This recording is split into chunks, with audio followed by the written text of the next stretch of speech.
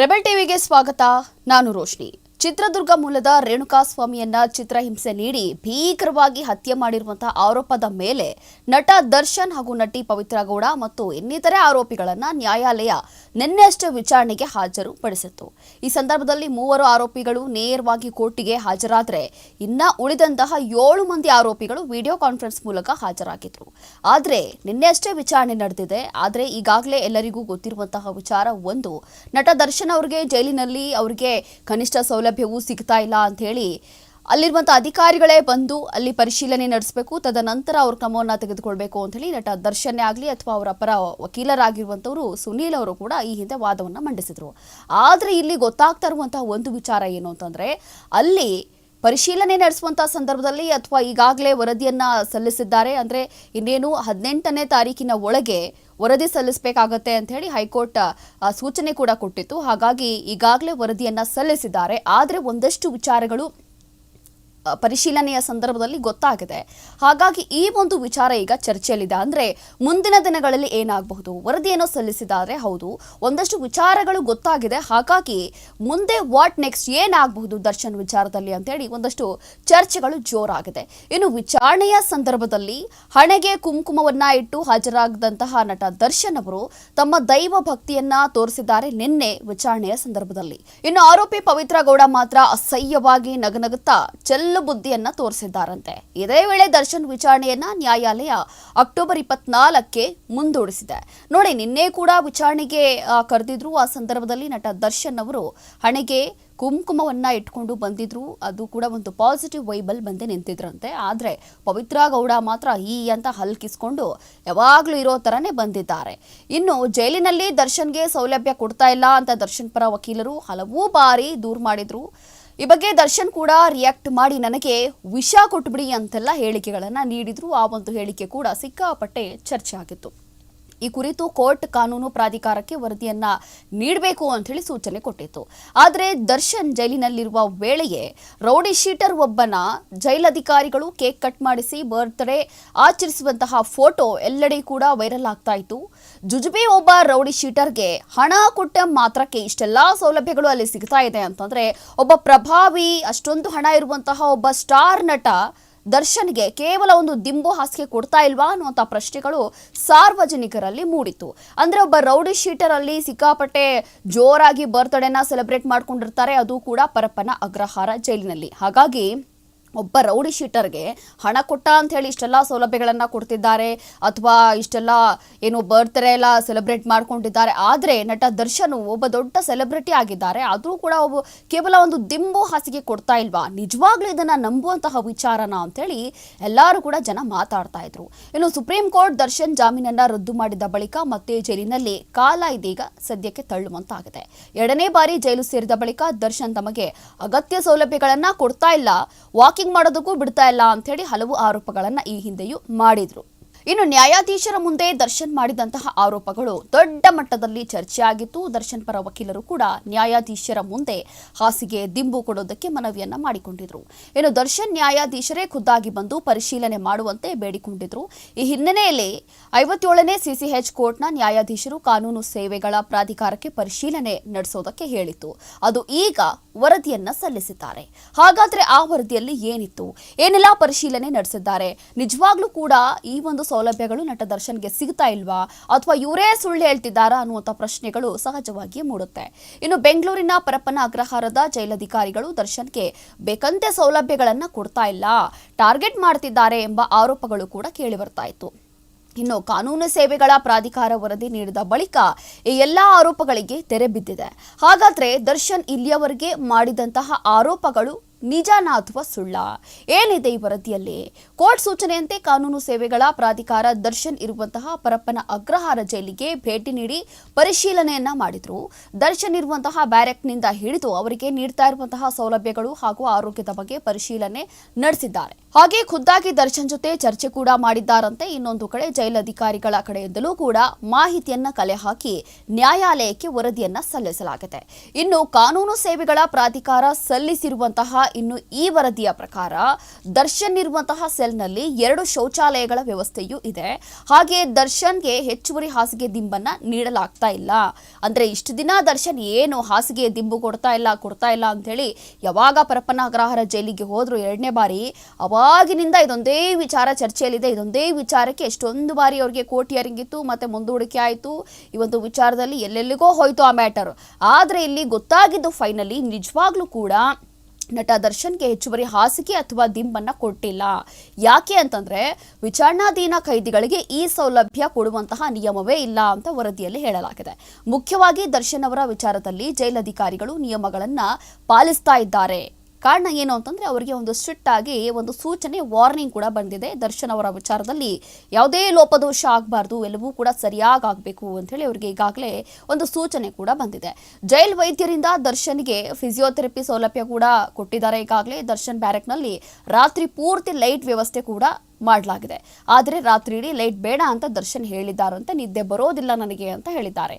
ಇನ್ನು ವಿಚಾರಣಾಧೀನ ಖೈದಿಗಳಿಗೆ ಕನ್ನಡಿ ಅಥವಾ ಬಾಚಣಿಗೆ ಸೌಲಭ್ಯವನ್ನ ಕೊಡೋಕ್ಕೆ ಸಾಧ್ಯವೇ ಇಲ್ಲ. ಕೇವಲ ಸಜಾಬಂದಿಗಳಿಗೆ ಮಾತ್ರ ಈ ಎಲ್ಲ ಸೌಲಭ್ಯಗಳನ್ನು ಕೊಡಲಾಗುತ್ತೆ. ಮೊನಚಾದ ಸಾಧನೆಗಳಿಂದ ಸಹ ಕೈದಿಗಳಿಗೆ ಅಪಾಯ ಉಂಟು ಮಾಡುವಂತಹ ಮತ್ತು ಸ್ವಯಂ ಗಾಯ ಮಾಡಿಕೊಳ್ಳುವಂತಹ ಸಾಧ್ಯತೆ ಇದೆ. ಇದೇ ಕಾರಣಕ್ಕೆ ಅದೆಲ್ಲವೂ ಕೂಡ ಕೊಡಲಾಗುವುದಿಲ್ಲ. ಇನ್ನು ಭದ್ರತೆ ದೃಷ್ಟಿಯಿಂದ ಬ್ಯಾರಕ್ನಲ್ಲಿ ರಾತ್ರಿ ವೇಳೆಯೂ ಕೂಡ ಲೈಟ್ ಆನ್ ಇರುತ್ತೆ. ಹೀಗಾಗಿ ಕೈದಿಗಳಿಗೆ ಸಾಮಾನ್ಯವಾಗಿ ಏನೆಲ್ಲ ಸೌಲಭ್ಯಗಳನ್ನು ಕೊಡಬೇಕು ಅದೆಲ್ಲವೂ ಕೂಡ ದರ್ಶನ್ಗೆ ಕೊಡ್ತಾ ಇದ್ದೀವಿ ಅಂತ ಹೇಳಿ ವರದಿಯಲ್ಲಿ ತಿಳಿಸಲಾಗಿದೆ. ಇನ್ನು ತನಗೆ ಯಾವುದೇ ಕನಿಷ್ಠ ಸೌಲಭ್ಯವೂ ಸಿಗ್ತಾ ಇಲ್ಲ ಅಂತ ಹೇಳ್ತಾ ಇದ್ದಂತಹ ನಟ ದರ್ಶನ್ ವಿರುದ್ಧ ಕಾನೂನು ಸೇವಾ ಪ್ರಾಧಿಕಾರವು ಮಹತ್ವದ ವರದಿಯನ್ನ ಸಲ್ಲಿಸಿದೆ. ಇದು ಬಹುಶಃ ದರ್ಶನ್ ಅವರಿಗೆ ಒಂದು ಕಡೆ ಆಘಾತ ಆಗಬಹುದು. ಕಾರಣ ಏನು ಅಂತಂದ್ರೆ ವರದಿಯಲ್ಲಿ ದರ್ಶನ್ ವಿರುದ್ಧ ಕೆಲ ಆಕ್ಷೇಪಾರ್ಹ ವಿಚಾರಗಳು ಇದೆ ಮತ್ತು ತನಿಖಾ ಪ್ರಕ್ರಿಯೆಯಲ್ಲಿ ತೀವ್ರ ಪ್ರಮಾಣದ ಪರಿಶೀಲನೆ ಕೂಡ ಮಾಡಲಾಗಿದೆ. ಈ ವರದಿ ಪೊಲೀಸ್ ಹಾಗೂ ಕಾನೂನು ವಿಭಾಗಕ್ಕೆ ಕಳಿಸಲಾಗುತ್ತೆ.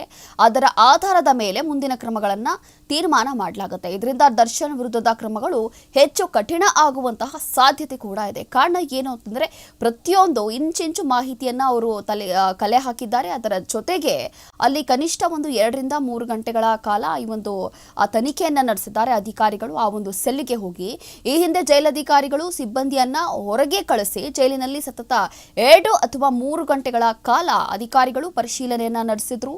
ಕಾರಾಗೃಹದಲ್ಲಿರುವಂತಹ ಸೌಲಭ್ಯಗಳ ಕುರಿತು ಸಂಬಂಧಿಸಿದ ಮಹತ್ವದ ದಾಖಲೆಗಳನ್ನು ಕೂಡ ಕಲೆ ಹಾಕಿದ್ದಾರೆ. ಅದರ ಜೊತೆಗೆ ದರ್ಶನ್ ಹಾಗೂ ಪಕ್ಕದ ಬ್ಯಾರೆಕ್ನಲ್ಲಿ ಯಾರೆಲ್ಲ ವಿಚಾರಣಾಧೀನ ಕೈದಿಗಳು ಇದ್ದಾರೋ ಅವರ ಹೇಳಿಕೆಗಳನ್ನು ಕೂಡ ಅಧಿಕಾರಿಗಳು ಸಂಗ್ರಹಿಸಿಕೊಂಡು ಈ ಒಂದು ವರದಿಯಲ್ಲಿ ಸಲ್ಲಿಕೆ ಮಾಡಿದ್ದಾರೆ. ಇನ್ನು ಈ ಹಿಂದೆ ದರ್ಶನ್ ನ್ಯಾಯಾಧೀಶರ ಮುಂದೆ ನಾನು ಬಿಸಿಲನ್ನೇ ನೋಡಿಲ್ಲ ಅಂತ ಹೇಳಿ ಆರೋಪವನ್ನ ಮಾಡ್ತಾ ಇದ್ರು. ಈ ಬಗ್ಗೆಯೂ ಕೂಡ ವರದಿ ನೀಡಿದ್ದಾರೆ.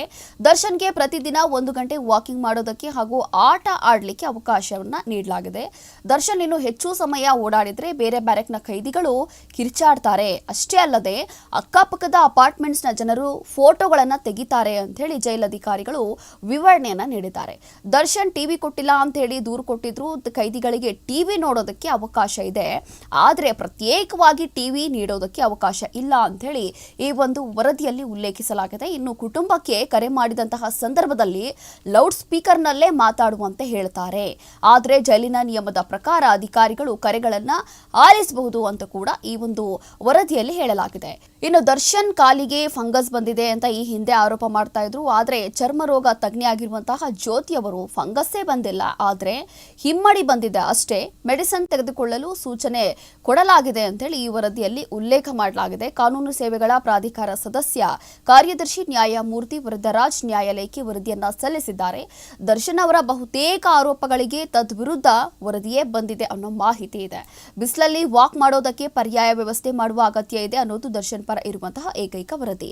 ನೋಡಿ, ಇಷ್ಟೆಲ್ಲ ಆರೋಪಗಳನ್ನ ಮಾಡಿದ್ದಾರೆ ದರ್ಶನ್ ಅವರು. ಅಂದ್ರೆ ನನಗೆ ಬಿಸಿಲಲ್ಲಿ ವಾಕ್ ಮಾಡಕ್ ಬಿಡೋದಿಲ್ಲ, ಅಥವಾ ಟಿವಿ ಕೊಡ್ತಾ ಇಲ್ಲ, ಒಂದು ಬಾಚಣಿಗೆ ಕೊಡ್ತಾ ಇಲ್ಲ, ಒಂದು ಕನ್ನಡಿ ಕೊಡ್ತಾ ಇಲ್ಲ, ಅಥವಾ ಒಂದು ದಿಂಬು ಕೊಡ್ತಾ ಇಲ್ಲ, ಹಾಸಿಗೆ ಕೊಡ್ತಾ ಇಲ್ಲ, ಇಷ್ಟೆಲ್ಲ ಆರೋಪಗಳನ್ನ ನಟ ದರ್ಶನ್ ಅವರು ಮಾಡಿರುವಂಥದ್ದು, ಅವರ ಪರ ವಕೀಲರು ಕೂಡ ಮಾಡಿರುವಂಥದ್ದು.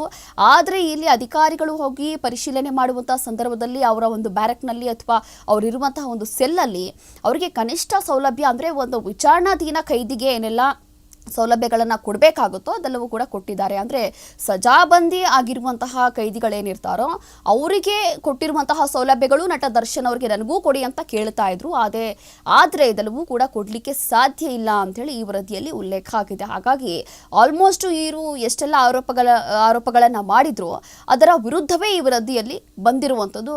ದರ್ಶನ್ ಅವರ ವಿರುದ್ಧವೇ ಆಲ್ಮೋಸ್ಟ್ 90% ಈ ಒಂದು ವರದಿಯಲ್ಲಿ ಉಲ್ಲೇಖ ಆಗಿದೆ. ಹಾಗಾಗಿ ಮುಂಬರುವ ದಿನಗಳಲ್ಲಿ ದರ್ಶನ್ ಅವ್ರಿಗೆ ಮತ್ತಷ್ಟು ಕಷ್ಟಗಳಾಗಬಹುದಾ ಅಥವಾ ಮತ್ತಷ್ಟು ಕಠಿಣ ಕ್ರಮಗಳನ್ನು ಮತ್ತಷ್ಟು ಟಫ್ ರೂಲ್ಸ್ನ ಕೇವಲ ದರ್ಶನ್ಗೋಸ್ಕರನೇ ತೆಗೆದುಕೊಂಡು ಬರಬಹುದಾ ಅನ್ನುವಂಥದ್ದೇ ಒಂದು ದೊಡ್ಡ ಪ್ರಶ್ನೆ ಆಗಿದೆ. ಬಹುಶಃ ಇದೆಲ್ಲೋ ಒಂದು ಮೈನಸ್ ಪಾಯಿಂಟ್ ಆಗ್ಬೋದು ಅಂತ ಗೊತ್ತಾಗ್ತಾ ಇದೆ.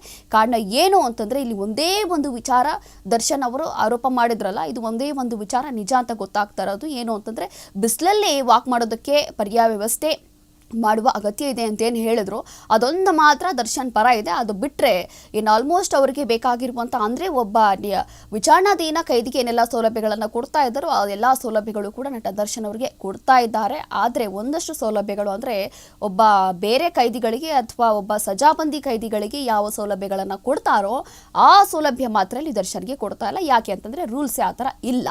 ಹಾಗಾಗಿ ನೋಡಬೇಕಾಗುತ್ತೆ ಈ ವರದಿ ಬಂದ ನಂತರ ದರ್ಶನ್ ವಿರುದ್ಧ ಅಥವಾ ದರ್ಶನ್ ಪರ ಇಲ್ಲಿ ಯಾವ ಒಂದು ಕ್ರಮವನ್ನು ತೆಗೆದುಕೊಳ್ತಾರೆ ಅಥವಾ ಯಾವ ರೂಲ್ಸ್ ಬರುತ್ತೆ ಅಂತ ಹೇಳಿ ಕಾದು ನೋಡಬೇಕಾಗುತ್ತೆ. ಇಷ್ಟೆಲ್ಲ ಒಂದು ಕಡೆ ಆದರೆ ಮತ್ತೊಂದು ಕಡೆ ನಟ ದರ್ಶನ್ ಅವರು ಜೈಲಲ್ಲಿದ್ದಾರೆ ಅಥವಾ ಈ ಒಂದು ಸೇವೆಗಳು ಸಿಗ್ತಾ ಇಲ್ಲ, ಸೌಲಭ್ಯಗಳು ಸಿಗ್ತಾ ಇಲ್ಲ ಅಂಥೇಳಿ ಒಂದಷ್ಟು ಜನ ಟೀಕೆ ಮಾಡ್ತಿದ್ದಾರೆ. ಆದರೆ ಅವರ ಅಭಿಮಾನಿಗಳು ಅವರ ಪರವಾಗಿಯೇ ನಿಂತು ಮಾತಾಡ್ತಿದ್ದಾರೆ. ನೋಡಿ, ಒಬ್ಬರು ಕಷ್ಟ ಅಂತ ಬಂದಾಗ ಅಥವಾ ತಪ್ಪು ಅಂತ ಬಂದಾಗ ತಪ್ಪೆಲ್ಲರೂ ಮಾಡೇ ಮಾಡ್ತಾರೆ. ಅದರಲ್ಲೂ ಕೂಡ ಅವರು ತಪ್ಪು ಮಾಡಿದ್ದಾರೆ, ಅವರು ಶಿಕ್ಷೆಯನ್ನು ಅನುಭವಿಸ್ತಾ ಇದ್ದಾರೆ. ಹಾಗಂತೇಳಿ ಯಾರೋ ಮೂರನೇ ವ್ಯಕ್ತಿ ಬಂದು ಅವರ ಬಗ್ಗೆ ಆಡ್ಕೊಳ್ಳೋದು ಅಥವಾ ಕೆಟ್ಟದಾಗಿ ಮಾತಾಡೋದು, ಅಸಭ್ಯವಾಗಿ ವಿಡಿಯೋಸ್ಗಳನ್ನು ಮಾಡಿ ವೈರಲ್ ಮಾಡೋದು ಇದೆಲ್ಲವೂ ಕೂಡ ಸರಿಯಲ್ಲ ಅಂಥೇಳಿ ಅವರ ಅಭಿಮಾನಿಗಳು ಒಂದು ಕಡೆ ಒಂದು ಫೈಟ್ ಮಾಡ್ತಾ ಇರುವಂಥದ್ದು. ಮತ್ತೊಂದು ಕಡೆ ಏನು ಅಂತಂದರೆ ಹೌದು, ಬಹುಶಃ ನೋಡಬೇಕಾಗತ್ತೆ ಮುಂದಿನ ದಿನಗಳಲ್ಲಿ. ಅಂದರೆ ಈಗಾಗಲೇ ದೀಪಾವಳಿ ಹಬ್ಬ ನಾಳೆ ಮತ್ತು ನಾಳೆದ್ದು. ಹಾಗಾಗಿ ಎಲ್ಲೋ ಒಂದು ರೀತಿ ದೀಪಾವಳಿ ಹಬ್ಬದಿಂದ ಏನಾದರೂ ದರ್ಶನ್ ಅವರಿಗೆ ಪಾಸಿಟಿವ್ ಅಥವಾ ಏನಾದರೂ ಒಂದು ಗುಡ್ ನ್ಯೂಸ್ ಸಿಗಬಹುದಾ ಅನ್ನುವಂಥ ಒಂದು ನಿರೀಕ್ಷೆ ಇತ್ತು. ಆದರೆ ಅದೆಲ್ಲವೂ ಕೂಡ ಆಗಕ್ಕೆ ಸಾಧ್ಯ ಇಲ್ಲ. ಖಂಡಿತವಾಗಿಯೂ ಕೂಡ ಅದಾಗಕ್ಕೆ ಸಾಧ್ಯ ಇಲ್ಲ. ಈಗಲೇ ವಿಚಾರಣೆ ಸಂದರ್ಭದಲ್ಲಿ ಆ ಒಂದು ವಿಚಾರಣೆ ಏನಿತ್ತು ಅದು ಮುಂದೂಡಿಕೆ ಆಗಿದೆ. ಎಲ್ಲೋ ಬೇಲ್ ಕೊಟ್ಟು ಬಿಡ್ತಾರೇನೋ ಅಂತಂದರೆ ದೀಪಾವಳಿ ಹಬ್ಬ ಗುಡ್ ನ್ಯೂಸ್ ಕೊಡ್ತಾರೇನೋ ಈ ರೀತಿಯಾಗಿ ಅವರ ಅಭಿಮಾನಿಗಳು ಕಾಯ್ತಾ ಇದ್ರು. ಸದ್ಯ ಆ ರೀತಿಯಾದಂತಹ ಬೆಳವಣಿಗೆ ಏನೂ ಆಗಲಿಲ್ಲ. ಇನ್ನೇನು ವಿಚಾರಣೆ ಮುಂದೂಡಿಸಿದ್ದಾರಷ್ಟೇ. ಹಾಗಾಗಿ ಕಾರಣ ಏನು ಅಂತಂದರೆ ಈಗಾಗಲೇ ವರದಿಯನ್ನು ಸಲ್ಲಿಸಿದ್ದಾರೆ. ಎಲ್ಲ ವರದಿಯನ್ನು ನೋಡಿದ ನಂತರವಷ್ಟೇ ದರ್ಶನ್ ಅವರ ವಿಚಾರದಲ್ಲಿ ಏನೆಲ್ಲ ನಿರ್ಧಾರಗಳನ್ನು ತೆಗೆದುಕೊಳ್ಬೇಕಾಗುತ್ತೆ ಅದು ಮುಂದಿನ ದಿನಗಳಲ್ಲಿ ಗೊತ್ತಾಗುತ್ತೆ.